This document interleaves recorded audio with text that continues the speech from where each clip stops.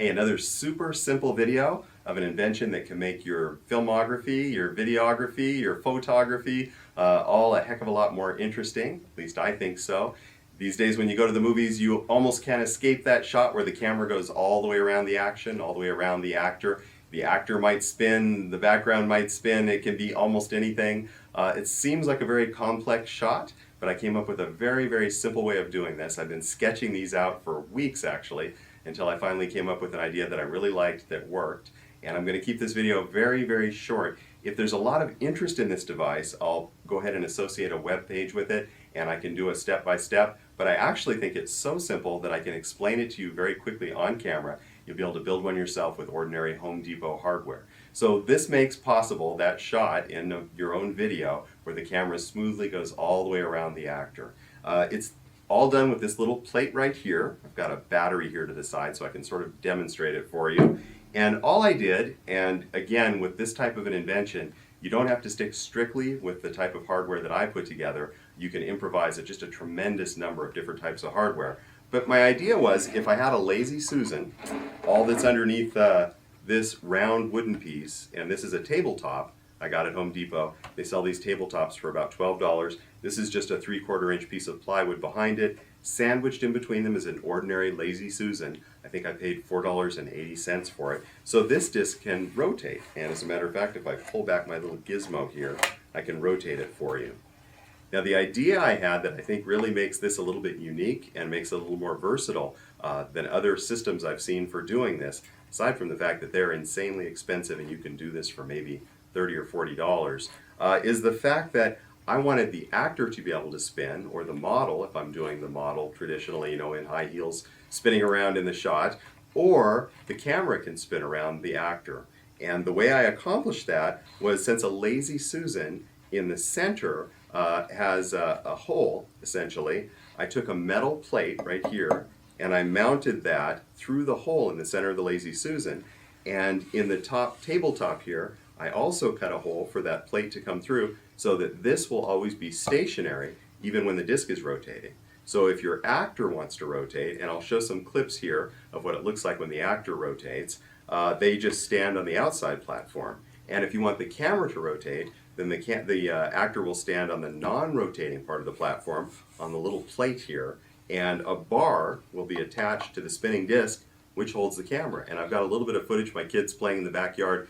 They had a great time with this. They were having sword fights and having the camera spin around them, and we'll try a couple of quick scenes that demonstrate that effect as well. Now, to spin the platform mechanically, one of the cool things I can tell you right away is, even without the motor, you can go ahead and have the platform spin since it's on ball bearings on the Lazy Susan. You can either spin the actor and then have them hold their posture while you're still filming and you step away from your spinning actor, which works halfway decent. Or another thing I did is I bolted a long arm, the same long arm that holds the camera, onto the spinning platform. Then when the actor is standing on the platform, you can literally just walk around the actor with the camera, holding onto the bar, and you can spin your actor remotely or even move them, pivot them back and forth using the bar. So you can do this manually.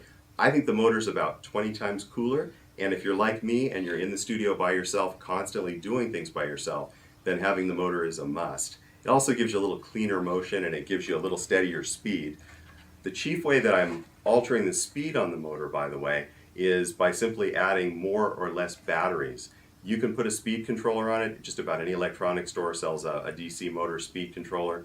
I fiddled around with those for a while, and I just really didn't find them to be necessary, especially considering the fact that once you're in the edit bay in post-production, you can actually then control the speed of your actor and speed them up or slow them down, you know, the small amount that you're going to want to really dial in the timing of your shot. So I've got a little battery here, and I'm going to go ahead and tilt this up.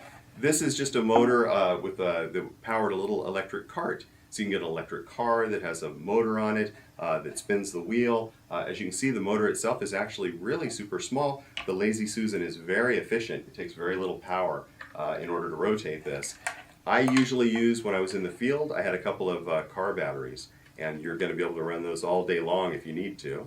So if I were to hook up, and I'll hook these up in a different way here, if I were to just hook up one lead to each side of the battery here, we should get very straightforward rotation. So as you can see, our little cartwheel here turns.